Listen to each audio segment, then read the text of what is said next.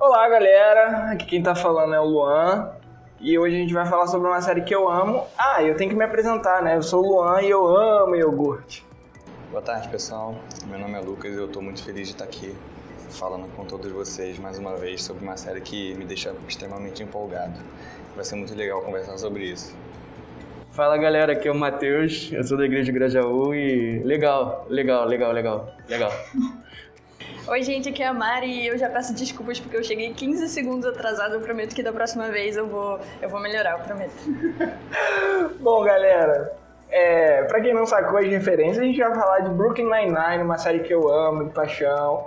E como o Matheus falou, ela é muito legal. E pra quem não sabe, Brooklyn Nine-Nine é uma série de comédia que tem na Netflix. Cara, a Netflix tem que patrocinar a gente, né? A gente fala muito dela. Eu acho que, inclusive, é o nosso direito. Você pode falar locadora vermelha também. Locadora vermelha, excelente. Nunca ouvi isso. Excelente. Mas ela tem no Netflix, tem 7 temporadas. Atualmente ela tá na 8ª, mas tem 7 temporadas lá, né? Vai ter 7 temporadas lá no serviço de stream. Que a nova tá chegando na locadora vermelha. Aí o pessoal do TikTok, o que é locadora? E ela acompanha uma delegacia de polícia que se intitula 99, né? Que tem um número 99. E ela acompanha uns policiais. Jake Peralta, Amy Santiago, Terry Jeffords, Scully Hitchcock, esqueci de alguém? Rosa e o... Charles Boyle. E o Ray também. E o delegado, né, o Capitão Raymond Rhodes. E aí a gente vê que ela é um pouco diferente, né? Ela é pra ser uma paródia, ela é pra ser uma paródia dessas séries policiais, tipo CSI, FBI, qual mais? Tem outras, né? NCIS. Essas séries policiais que a gente vê que é totalmente clichê, eles pegam esses clichês e fazem piada com eles. Mas essa série, ela é tão amada não só por isso, mas por também abordar assuntos muito legais e muito importantes, de uma forma leve, de uma forma descontraída, mas sempre passando uma mensagem muito positiva. Você falou agora da forma leve, eu fiquei lembrando que a palavra Peralta, no português, tem o sentido de ser meio doidinho, né? E aí, engraçado que isso reflete extremamente o Jake, né? E isso acho que vai sendo reforçado em alguns momentos e com alguns personagens, né? Alguns, ou o episódio ou a personalidade, de alguma forma vai ser reforçada durante a série e você consegue perceber e você... sei lá, às vezes até se identifica, né? Acho que... E você falou uma palavra muito legal, identificação.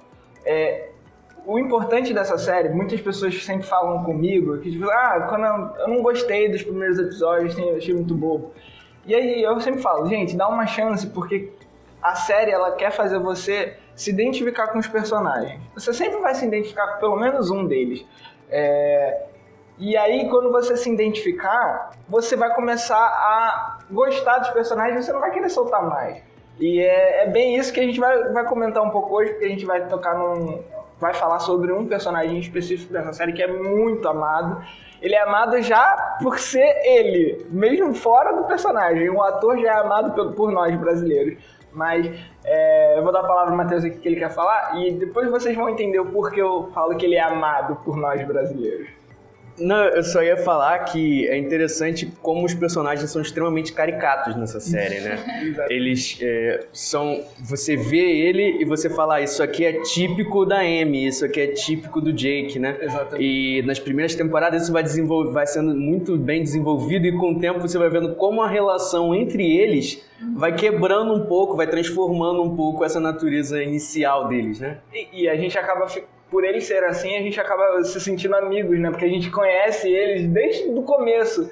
No começo a gente fala, esse Jake é tão babacão, aí a gente... eu entendo. Aí lá na 3ª, 4ª temporada, eu entendo, isso é coisa do Jake, ele é babacão mesmo. A gente se torna amigo dele, é legal. Eu tava bem pensando nisso, né? Quando você se identifica com um personagem, às vezes você acaba relevando alguma coisa, né? Assim, você entende, é de se esperar dele, né?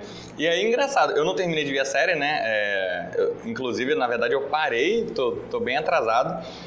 E a Débora, que é minha esposa, ela me via assistindo e ela falava, como é que você acha graça nesse negócio? É muito ruim, ela não é um humor que ela gosta, né? E agora eu sei, porque eu sou idiota igual o Jake. Eu acho que faz sentido. É bem isso. Então a gente vai falar de um personagem, a gente vai focar num personagem que é o Terry Jeffords. E ele é protagonizado, né? Ele é feito pelo Terry Crews, né? Que é basicamente o ator que a gente ama, de filmes como As Branquelas, de séries como Todo Mundo Odeia o Chris. Ele é o pai do Chris, galera. Achou que eu tava brincando? Achou quando eu tava brincando, quando a gente ia falar dele? Então, assim, a gente já ama ele, a gente olha pra ele e a gente já ama ele. Mas esse personagem parece que reforça isso num nível absurdamente. Porque ele é um personagem humano, é um personagem que, apesar daquela carcaça forte e gigante que ele tem, né, que todo mundo sabe que ele tem, ele não tem problema em demonstrar as fraquezas dele, e é justamente esse o tema, né, de hoje, né? A verdadeira força da força-tarefa de Nine-Nine. É ele, né? Por ele ser esse humano, por ele ser essa pessoa que não tem problema em demonstrar as fraquezas dele, e ele tá bem com isso, ele não se diminui por isso. Ele se sente mal por demonstrar a fraqueza, como qualquer ser humano se sentiria, né, ao expor uma ferida, mas ele não vê vergonha, ele não se sente envergonhado em falar isso, né? Você se sente fragilizado, né? E isso é normal. Assim, quando a gente pensa no corpo de Cristo, inclusive, a orientação que a gente encontra no texto de Tiago é que a gente confesse os nossos pecados uns aos outros para que a gente seja curado, né? Para que a gente seja sarado. Mostrar a ferida para curá-la. Exatamente, assim, e essa confissão, cara, só evidencia a nossa fraqueza, né? Mas ao mesmo tempo, dá a oportunidade dos outros de caminhar com a gente para nos ajudar nessa fraqueza.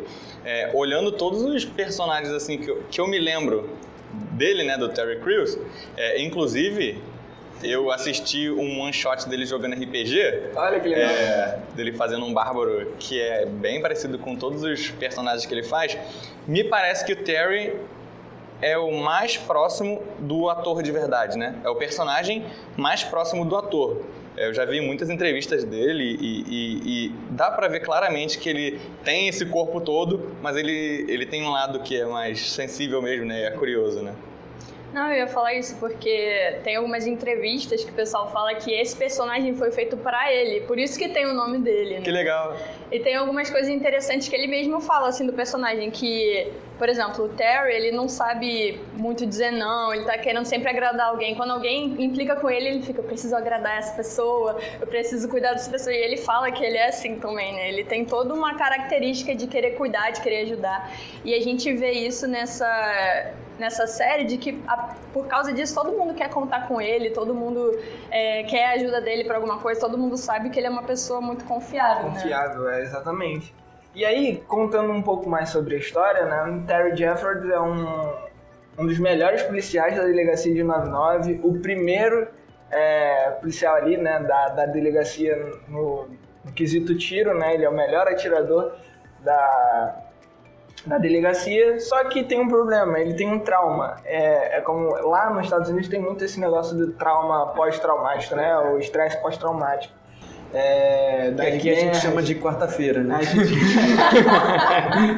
E pro crente é segunda. Já tá desorientado, tá meio de ressaca do culto. Exatamente. E é bem isso.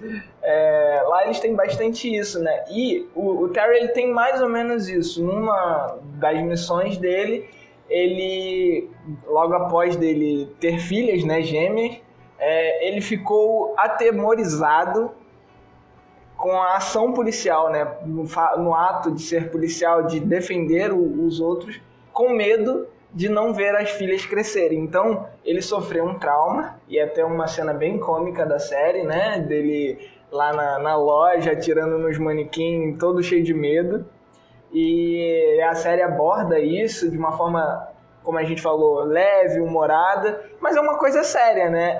A gente tá tratando de uma parada que acontece com nós. Esse medo de deixar o nosso ente querido só, né? Esse medo da solidão. Pra quem nunca teve uma experiência assim de adrenalina forte, eu fiquei lembrando agora, né, desse... eu não vou falar profundamente aqui da parte psicológica do estresse pós-traumático, mas eu tô lembrando, na verdade, de um exemplo prático de um paintball que a galera aqui da igreja foi, e tem algumas pessoas que são um pouco mais aptas e tem outras pessoas que são um pouco menos aptas, né? E aí, a Débora, minha esposa, foi pela primeira vez, eu também, né? E tinha até uma galera que tava se aproximando e hoje estão frequentando mais a igreja. Um dos rapazes, ele era soldado, né? E aí você via claramente, assim, ele emanava aquele jogo de PlayStation 2, que o cara, ele sabe o que ele tá fazendo, bota a arma na mão dele. E aí, em determinado momento do jogo, assim, você vê claramente o time dele avançando, ele virou numa... Assim, tava numa curva, a Débora tava atrás da curva, ela tomou um susto com ele e ela atirou nele. E assim, como é curioso, né? Do mesmo time, né? Eles eram do mesmo time. Essa é a graça, né? Acho que realmente não ficou claro. E aí você consegue perceber, né? Numa brincadeira, você sabe que a bala não é de verdade, você sabe que não vai se machucar tanto, mas ainda assim você sente um nervoso tão grande, dependendo da pessoa, né?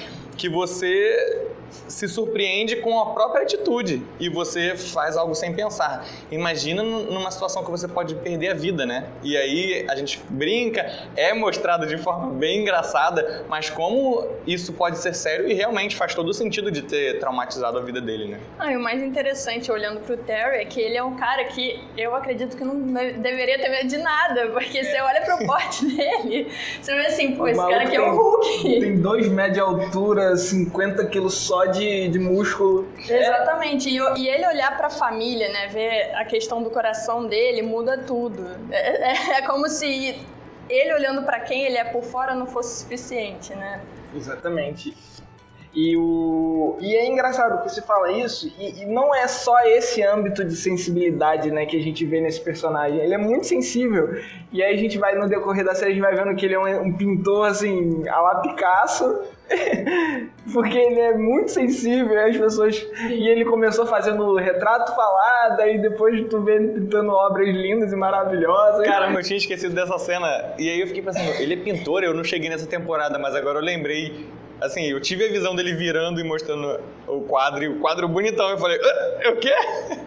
E ele se derrete todo quando vê um iogurte, sabe? Essas coisas pequenas que a gente vê no personagem que mostram uma sensibilidade gigante. E aí, já entrando no nosso tema, né? E eu queria tratar um pouquinho sobre isso, né? Sobre essa sensibilidade e, primeiro, né? Sobre o medo, aquele medo que nos paralisa. E eu acho que a gente aqui, né, já várias vezes, principalmente quando a gente lê Salmos, né, a gente vê muito essa agonia, né, esse clamor de Senhor, me livra dessa sensação. Davi, no Salmo, né, de 55, versos 4 e 5, ele estava clamando ao Senhor que o livrasse daquela sensação, né, de agonia, de medo, né, daqueles que os perseguiam, da morte, né? Em determinado momento, é muito curioso, né? O aprendizado que o Salmo, que a gente pode aplicar na nossa vida ao absorver o que o Salmo está querendo dizer, né? A gente não pode esquecer que é uma poesia, mas ao mesmo tempo, quando você olha as histórias e os Salmos em seus contextos, né? Você vê Davi, que é um cara que, um dos primeiros momentos que ele aparece no texto bíblico, ele está indo levar comida para os irmãos, né? E aí, lá no acampamento, tem um gigante, uma criatura monstruosa praticamente, né? Em comparação com os humanos normais. E aí ele fala assim, que cara abusado. Ele tá ofendendo aqui o nosso Deus, o nosso povo, e ninguém fez nada, não? Eu vou dar na cara dele. E aí, em outro momento, quando o rei Saul... spoiler, né? De 2000 anos atrás. Vai ler a Bíblia, se tu não leu a Bíblia, vai ler a Bíblia. Quando o rei Saul tá perseguindo ele, ele se sente extremamente acuado, incomodado, tem um determinado momento que ele finge que é maluco, ele começa a babar e etc, porque ele está se sentindo perseguido, mas ele tem segurança suficiente para, em determinado momento que o rei Saul entra numa caverna que, por acaso, Davi estava escondido, ele tem segurança suficiente para cortar um pedaço da roupa do rei Saul e depois aparecer na frente, eu tava lá, viu? Não te matei porque eu não quis. É muito curioso, né? E aí você vê a nossa realidade humana, né? Porque realmente a gente, às vezes, tem muito medo numa situação que, teoricamente, não deveria ter. Mas o nosso medo é real, né? E como a gente reage diante disso, né? Às vezes o Salmo vai relatar que, eu fiquei paralisado com esse medo. Eu olhei para Deus, Ele era a minha única saída, e em outros momentos Ele vai falar. E aí eu tive que continuar, porque eu não tinha o que fazer, né? É muito interessante, assim, a profundidade dos Salmos, né? Enquanto poesia, mas olhando para a história geral também. E engraçado, né? Porque, assim, medo é uma coisa que a gente não pode ficar com ele eternamente, né? É uma coisa que a gente deve superar. E a gente... Porque quando a gente não supera, a gente tem um psicólogo aqui ao nosso lado, né, o Lucas, a gente tem problemas graves psicológicos, né? Procure um TCC, gente, se você tem trauma. E aí, como que a gente vê a superação do Terry na série e como a gente vê a superação de Davi na Bíblia? Eu só consigo fazer uma ligação, amor, cara, porque o Terry supera a fraqueza nele, né, o medo dele, com o amor do resto da delegacia, né, do resto do esquadrão, que sempre demonstrou a importância que ele tinha pra eles, né, e a confiança de, cara, a gente confia em você, a gente confia a nossa vida em você. E é bem legal a gente ver isso, sabe, porque é a resposta, o amor é a resposta. Como a gente falou, ele é sensível, todo mundo... conhecia ele e tipo, se importava com ele. Olha, eu gosto bastante de você. Todo mundo demonstrava isso, ele não via, ele não conseguia quebrar aquele elo. Não, mas eu tenho minhas filhas. Isso era sempre uma barreira. Com Davi foi praticamente a mesma coisa. E ele percebeu que o amor de Deus o livrava. Embora a situação, né, da situação desse texto bíblico em específico, um amigo de adoração dele o traiu. Então, assim, aquilo foi pesado pra ele, sabe? Uma pessoa que ele amava traiu ele. E aí ele percebeu que o amor que podia curar era o amor de Deus. E aí o salmo inteiro é ele suplicando a Deus. Isso é maravilhoso. Eu acho que uma das coisas mais interessantes da série passa pelo que eu tinha falado antes dos personagens serem caricatos, né? E eles serem caricatos não é algo que é utilizado só para fazer graça, porque no fundo essa série não é bem sobre polícia, né? É sobre fazer rir e sobre como tratar as pessoas, as dificuldades das pessoas, né? Então uma das coisas que eu acho que nessa série mais se encaixa, né, pra gente olhar o ambiente de igreja vou fazer uma lista aqui. O Jake, ele é um cara, é um dos personagens principais, ele é um cara imaturo, um cara que não sabe lidar com dinheiro, um cara que não sabe lidar com autoridades. A Amy é uma pessoa extremamente ansiosa e isso muitas vezes atrapalha o trabalho dela. A Rosa, ela não sabe se relacionar com as pessoas próximas. A Chelsea, a Gina Lineri, ela é extremamente vaidosa. Obviamente eu tô olhando uma lista aqui, gente, aí eu tô falando, tá? O Terry, a gente já falou de algumas coisas dele, mas ele é um cara que luta constantemente contra vícios. Ele era muito gordo, então de vez em quando ele tem umas recaídas e come 2 pacotes de arroz cru.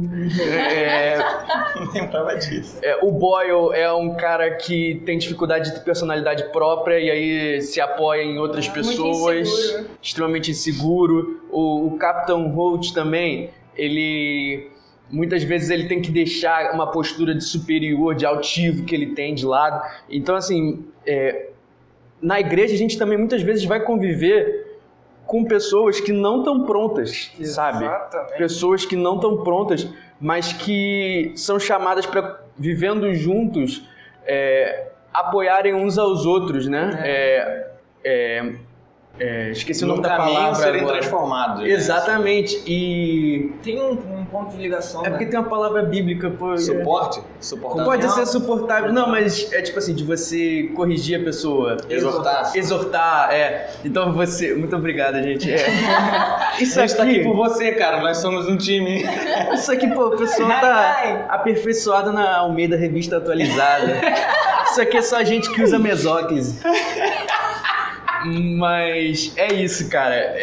Exortam uns aos outros o tempo inteiro pra levar numa direção certa. É impressionante como a relação uns com os outros ali vai modificando eles e vai permitindo que eles alcancem a sua missão. Exatamente. Né? Não, eles não focam só, eles sabem os problemas que cada um tem, mas eles também focam muito nas qualidades, né? Eles, depois de um tempo, assim, no início você vê o Jake competindo com a Amy o tempo todo, porque ele é o melhor detetive, ela também é a melhor detetive, mas depois você vê que isso é uma brincadeira e eles vão crescendo, né? Apesar de cada um ter a sua qualidade, eles vão reconhecendo a qualidade um dos outros, vão se ajudando, e isso é uma porta para mostrar a sua fraqueza, porque quando você tem um apoio, quando você tem alguém que te levanta, né, no ambiente de trabalho, que já é um ambiente difícil, assim como no corpo de Cristo, né, porque a gente tem dificuldades, isso abre caminhos para as pessoas se abrirem, se colocarem, crescerem juntas. E esse tipo de, entre aspas, herói é algo muito mais bíblico do que o herói comum de filmes de ação, né? Que é aquele cara que... ou de filmes policiais, que é aquele cara que é caladão na dele, que sabe muito mais do que os outros, que todo mundo confia nele que ele vai resolver sozinho, que não lidar com os problemas pessoais dele, porque ele é superior demais para aquilo. Ou ele nem tem problemas pessoais, né, talvez. Ou nem tem problemas pessoais, e aí a gente vai olhar a Bíblia, a gente vai ver um Elias que ficou depressivo aparentemente do nada. A gente vai ver Davi, que era um cara extremamente inconstante. A gente vai ver Paulo falando que estava angustiado. Jesus falando, Jesus chorando, Jesus pedindo para as pessoas orarem com ele porque ele estava muito angustiado antes do dia para o qual ele veio para o mundo. Então, esse tipo de referencial é algo que faz muito mais sentido para a Bíblia do que o que a gente está acostumado a ver, né? Uhum. Acho que o Luan quer falar em línguas estranhas, pode falar, Deu Luan. vontade, cara. Mas glória a Deus, cara, é isso mesmo, sabe? É entender que por mais que somos representados, né? Por mais da posição que a gente se encontra, a gente é fraco. Nós somos fracos e a nossa força vem da fraqueza. Cara, é inevitável isso. E é muito lindo quando a gente percebe que a nossa força vem da fraqueza, sabe? Porque, como a Mari falou, né, o todo nos faz forte. É ser corpo que nos faz forte. Não é eu ser um membro que me faz forte. É ser corpo. E aí é lindo, porque quando a gente entende isso, a gente entende o texto que Paulo fala, né? Em 2 Coríntios 12, 9 e 10, né? Entender o porquê ele fala que quando ele é fraco, que ele é forte, sabe? E isso é maravilhoso, porque não depende só dele. E, cara, convenhamos, quem falou isso foi Paulo. O cara, andou milhares de quilômetros para pregar a palavra de Deus. E quando eu falo milhares de quilômetros, é milhares de quilômetros mesmo. Ele andou... Cara, eu não aguento andar 10 minutos daqui da igreja pra minha casa. Ele andou milhares de quilômetros pra pegar o evangelho. Então, assim, entendendo que a gente é fraco e que a gente é dependente de Deus e dependente de uma comunhão maravilhosa que Deus nos proporciona, a gente vê que a nossa força não está no nosso músculo, não está na minha capacidade social, né? No meu cargo, na minha riqueza. Nem intelectual. Nem intelectual, exatamente. Eu tô lembrando aqui agora do texto de Eclesiastes que vai falar que tudo é vaidade, né? E assim, se a gente conta só com a nossa força, isso já é vaidade, né? Mas talvez você se enxergue como uma pessoa assim, não, mas eu consigo fazer algumas coisas sozinho, né? Mas você não consegue tudo, né? Então, por mais que talvez você pense... E isso é muito interessante da gente encarar, né? Talvez você pense, mas eu consigo ganhar dinheiro, eu consigo comprar o que eu quiser. E quem produz o que tu compra? Assim, você trabalha, você planta, você colhe, você vende, você ganha dinheiro e você gasta seu dinheiro. Não. Sempre vai ter alguém muito fora do teu ciclo que vai estar fazendo alguma coisa que você vai estar usando, né? Isso, assim, falando de forma extremamente aberta, né? E aí, quando a gente fala de dependência, de caminhar junto para crescer, e especificamente como corpo de Cristo, né? Em igreja, isso fica muito mais evidenciado, né? Eu preciso do outro. A gente está falando aqui do ser forte e do ser fraco, né? Quando você é altivo, né? Quando você se vê acima dos outros, dificilmente você vai perceber a sua necessidade de Jesus, né? A sua necessidade de salvação. Que a gente consegue reconhecer que a gente precisa de Jesus quando a gente entende, por mim mesmo, eu vou pro inferno, não tenho nenhuma chance de me salvar sozinho, né? Diante do que Deus requer da minha vida. O único que foi perfeito e pôde pagar o preço que eu deveria pagar a Deus é Jesus, né? Então, se reconhecer fraco é um pré-requisito para entender o que Jesus faz. Mas um ponto nisso é que o único ser que teria o direito de ser altivo não foi. Ele se esvaziou da glória dele. Se humilhou. Ele se humilhou. Não julgando o ser igual a Deus como algo o qual devia apegar-se. Como usurpação. Caraca, usurpação! Usurpadora! Almeida, revista atualizada, por favor, né? Mas, e eu acho que às vezes a gente esquece esses detalhes. Não, eu não vou falar pequenos, porque eles são gigantes na nossa comparação. Mas esses pequenos detalhes de leitura bíblica, como o Lucas sempre fala, gente, leiam a Bíblia. É o nosso mantra. Importante, né? É o nosso mantra aqui do podcast, leiam a Bíblia. Esses crentes que tem mantra. Mas, quando a gente coloca isso, leiam a Bíblia, mas já não é uma leitura, sabe? Não é como você ler um texto normal, analítico, né? Não é uma leitura analítica. É também, porque estudar também faz parte, mas pequenos detalhes eles te modificam. Como esse, de que o único ser que poderia ser altivo, ele se esvaziou disso, ele esqueceu isso. Ele, não, eu vou lá e vou ser como qualquer um, vou chorar, vou sentir ansiedade. O Lucas daqui, que tá ao meu lado, ele foi meu discipulador. Gente, não se escandalizem com o que eu vou falar. Mas quando ele... Já tô escandalizando. Também. Quando ele me explicou que Jesus era Deus e ele se esvaziou da glória dele, ele foi perfeitamente, ele falou perfeitamente pra mim, ao modo que eu entendesse. Cara, Jesus também fazia cocô, mano. Eu lembro de eu falando isso. E ele era Deus, cara. Uhum. Ele precisava disso? Não. Inclusive, aproveitando que a Mari tá aqui, vejam The Chosen. Boa. É uma série que vai dar esse Bacana. contexto assim, né? Que Bem futuramente poderemos falar, olha aí. É verdade. Mas é isso, sabe? Tipo, não tinha essa necessidade de demonstrar fraqueza. Gente, a gente é fraco quando a gente tá fazendo cocô. Convenhamos, a gente tá vulnerável. A gente tá vulnerável ali. Inclusive tem um anime que também fala disso, mas deixa pra lá. Então é isso. Desculpa. A gente precisa entender que a nossa fraqueza é importante para o nosso crescimento espiritual, pessoal, nos nossos relacionamentos, no trabalho, enfim, é isso. Hoje mesmo eu li um negócio assim que tem tudo a ver, que Deus não nos criou, né? Não nos projetou pra gente sempre estar superando, pra ter sucesso, pra vencer as coisas, né? Pra ser perfeito. Ele criou a gente pra ter um relacionamento com Ele. Esse é o ponto, assim. E relacionamento é isso, é mostrar fraqueza, é ser vulnerável, é ser você. Uhum. Acho que pensando nisso então, né, do ser você, e olha que legal, né, a conclusão que dá uma volta. Na série, a gente falou antes, né, que o Terry demonstra fraqueza e é muito parecido com o próprio ator, né? Uhum. Então, que legal, né, como as coisas se complementam. E eu acho que a gente precisa ser confrontado com a realidade das nossas fraquezas, né? O quanto a gente tem orgulho da nossa força, ou talvez o quanto a gente não enxerga as nossas fraquezas, né? Mas o quanto olhar para elas e reconhecer essas fraquezas podem nos ajudar a nos relacionarmos com o outro, né? Pode dar a oportunidade, eu reconhecer a minha fraqueza, pode dar a oportunidade de outro me ajudar com ela, né? E assim a gente vai sendo edificada, a expressão bíblica, né? Mas a gente vai crescendo, vai evoluindo na fé, né? Tem algumas outras perguntas aí também pra gente fazer pra refletir. É exatamente isso, né? E uma outra reflexão que vale, né? Que a gente estava falando aqui sobre medo e sobre fraqueza, e é importante a gente falar isso porque eu achei esse texto muito lindo mesmo.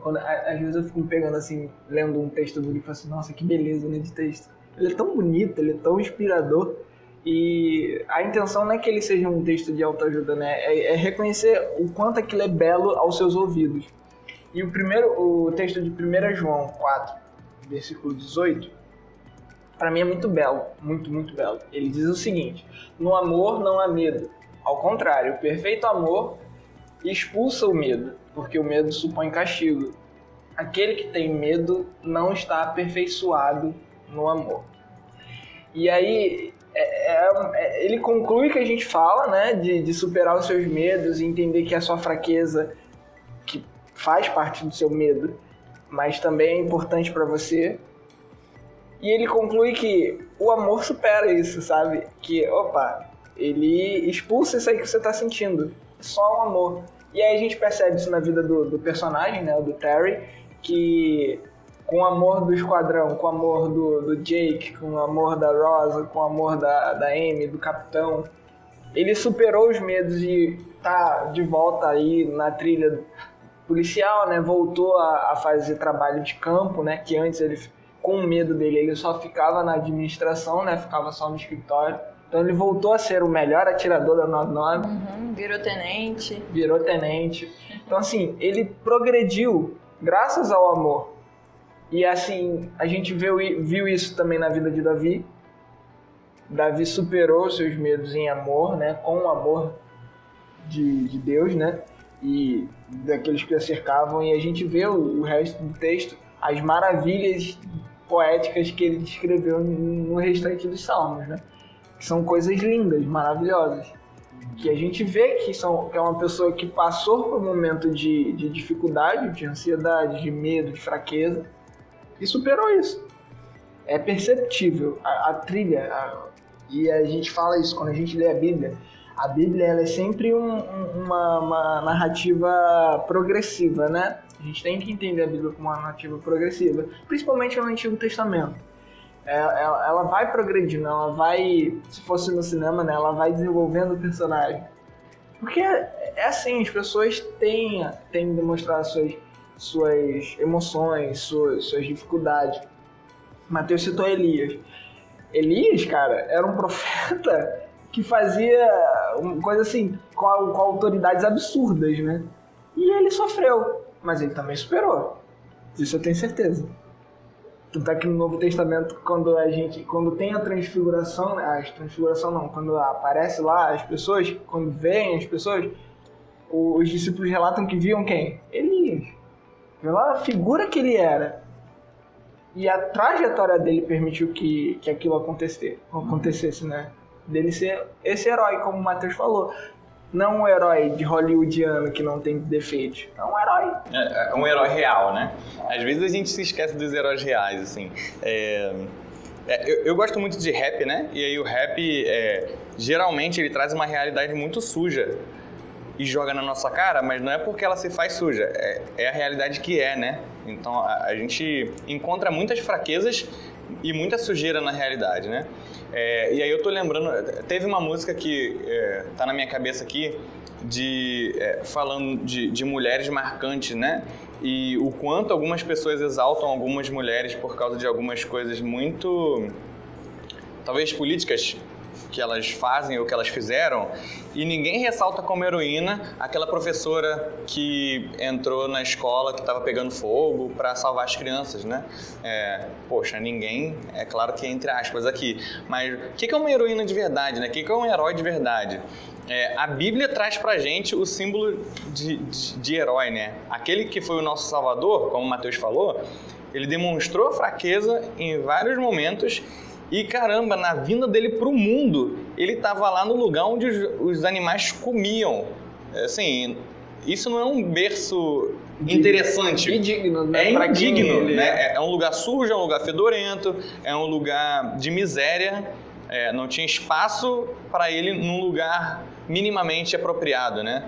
E isso só mostra pra gente o quanto a gente precisa encarar a nossa realidade com essas nossas fraquezas, mas percebendo que o exemplo que Deus quer que a gente supere e até experimente, né? É esse exemplo de, beleza, eu sou fraco, então eu preciso de Deus, eu preciso desse amor, né? E eu vou superar as minhas dificuldades, os meus medos, experimentando esse amor, né? Então, galera, fiquem com essa reflexão de o quanto a gente se orgulha da nossa força, o quanto a gente reconhece que somos fracos, o quanto reconhecemos que precisamos do nosso irmão, o quanto eu creio que Deus tem cuidado de mim e dos meus medos, né? E me dado força. Porque o Terry nos ensina isso. Porque o amor que é o esquadrão ali deu a ele, é o amor que Deus nos dá e infinitamente maior, sabe? Então, o quanto a gente está se sentindo dependente, o quanto a gente está se sentindo fraco. Então vamos superar isso em amor, com o amor de Deus, junto com Ele, com os nossos irmãos. Como a Mari falou, o corpo é para isso, o corpo de Cristo é para isso. Então assim, você que está ouvindo e não entende o significado de corpo de Cristo, é outro texto maravilhoso que eu acho, que é Deus nos fez uma única família, né? A adoção que Jesus nos permitiu, nós somos irmãos agora.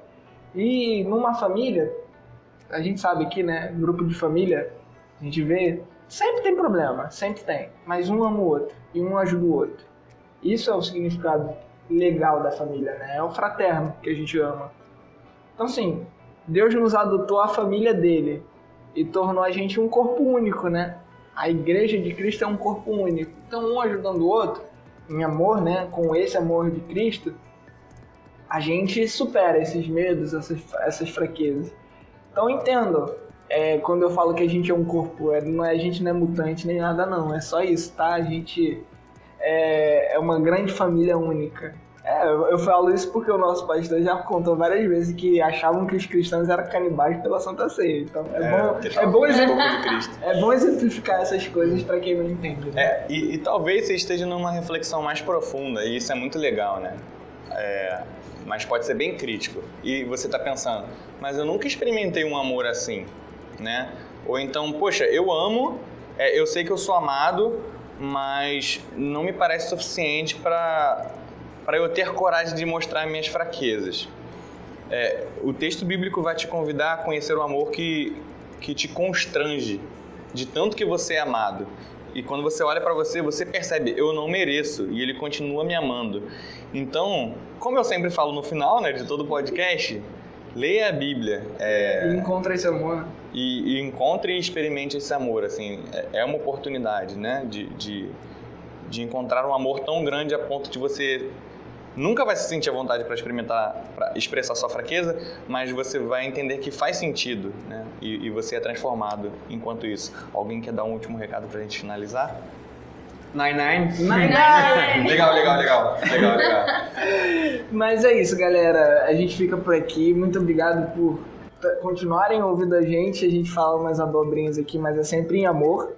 Pra gente superar os nossos medos e as nossas fraquezas, tá bom? Eu só falo pra atrapalhar mesmo. Eu quero agradecer a presença do Matheus, a presença da Mari, enriquecendo o nosso podcast cada vez mais com figuras diferentes. Se acostumem, a gente vai chamar mais pessoas pra gente conversar. E a ideia é essa, se você também se sentir à vontade, troca ideia com a gente na rede social, manda lá no nosso Instagram, olha, eu quero participar um dia e tal. Beleza, fala um tema que a gente chama você. Valeu? Tamo junto. Até mais. Muito bom. Pessoal, não deixem de seguir a gente no perfil do Instagram podcast.pdc, ok? Sejam bem-vindos, @podcast.pdc.